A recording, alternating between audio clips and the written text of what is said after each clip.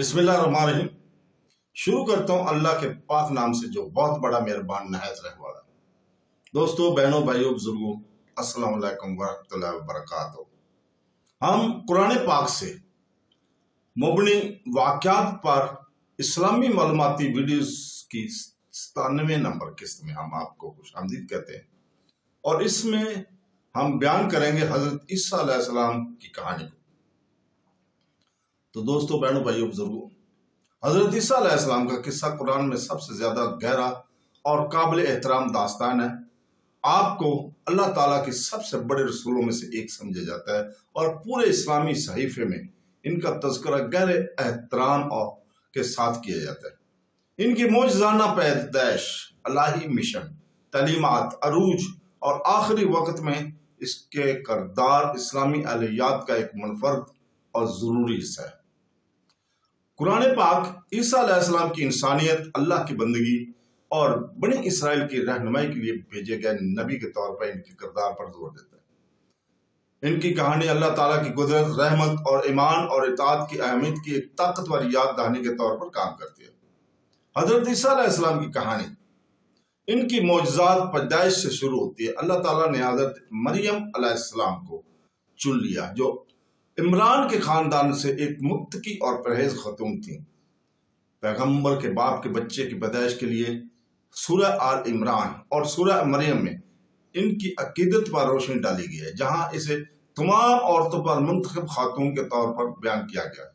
जब हजरत जिब्राइल अलैहिस्सलाम इनके सामने बेटे की खबर लेकर आए तो वो हैरान रह गई और कहने लगी कि मुझे बेटा कैसे होगा, जबकि मुझे किसी आदमी ने आज तक हाथ नहीं लगाया। फरिश्ते ने जवाब दिया, सूरह मरियम आयत नंबर 20 और 21, जिसका तर्जमा है, ऐसा ही होगा, तेरा रब फरमाता है कि ये मेरे लिए आसान है और हम इसे लोगों के लिए निशानी और अपनी तरफ से रहमत बनाएंगे। इस तरह हजरत ईसा अलैहिस्सलाम के हुक्म से बगैर बाप के पैदा हुए, अल्लाह ताला के हुक्म से बगैर बाप के पैदा हुए। ये एक मुजज़ा है, जैसा कि हजरत आदम की तख्लीक जो कि बगैर बाप या माँ के पैदा किया गया था। सूरह अल इमरान आयत नंबर 59, जिसका तर्जुमा है, बेशक ईसा की मिसाल अल्लाह के नजदीक आदम की सी है। इसने इन्हें मिट्टी से पैदा किया, फिर फरमाया कि हो जा, तो वो हो गया। तो दोस्तों, हजरत ईसा अलैहिस्सलाम ने अपने लोगों के इल्जामात के खिलाफ अपनी माँ का दफा करने के लिए एक शीर ख्वार के तौर पर बात की।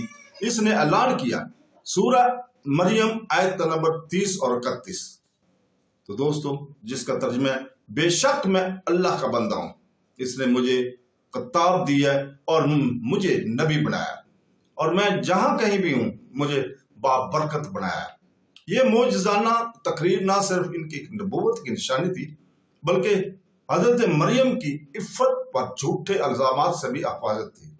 अल्लाह ताला ने इनके दर्जात को बुलंद किया और इसके बेटे के अल्फाज के जरिए इसे बरी कर दिया।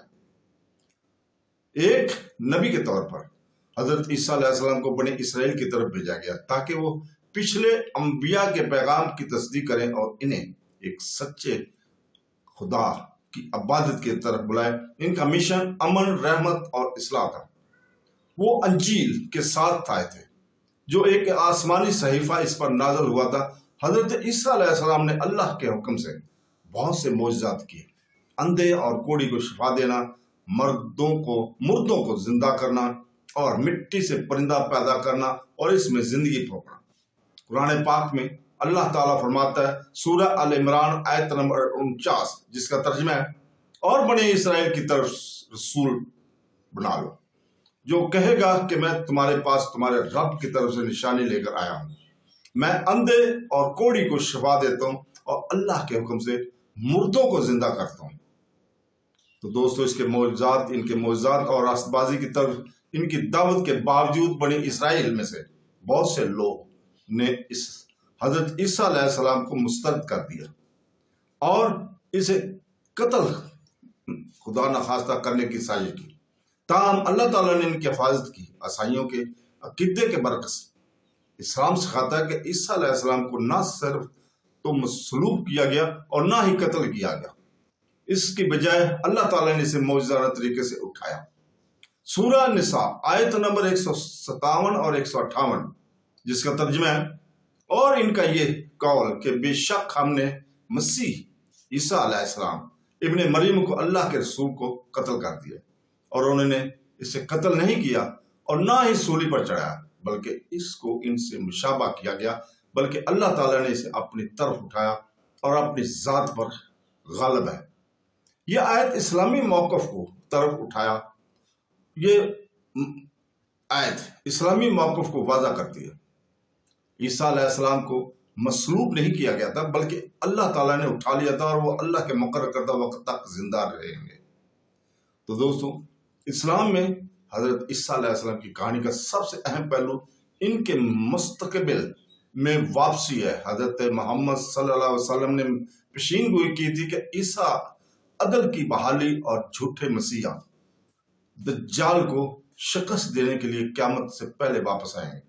صحیح بخاری میں ایک مشہور حدیث میں ہے کہ نبی کریم صلی اللہ علیہ وسلم نے فرمایا، اس ذات کی قسم جس کے ہاتھ میں میری جان ہے، یقیناً ابن مریم جلد ہی تم میں نازل ہوگا، وہ صلیب کو توڑ دے گا، خنزیروں کو مار ڈالے گا اور جزیہ کو ختم کر دے گا، اور مال اس قدر زیادہ ہوگا کہ کوئی اسے قبول نہیں کرے گا۔ یہ صحیح بخاری کی حدیث نمبر ہے 4348۔ تو اس سے ظاہر ہوتا ہے کہ حضرت عیسیٰ علیہ السلام توحید کی توثیق کریں گے، ان سے منسوب غلط عقائد کو ختم کریں گے اور امن اور انصاف کا وقت لائیں گے۔ اسلام حضرت عیسیٰ علیہ السلام کی کسی بھی شکل میں خدا کا بیٹا یا الہی ہونے کی تصور کو سختی سے مسترد کرتا ہے۔ انہیں قرآن پاک میں ایک نبی، اللہ کا بندہ اور اس کا کلام مریم کو بھیجا گیا ہے۔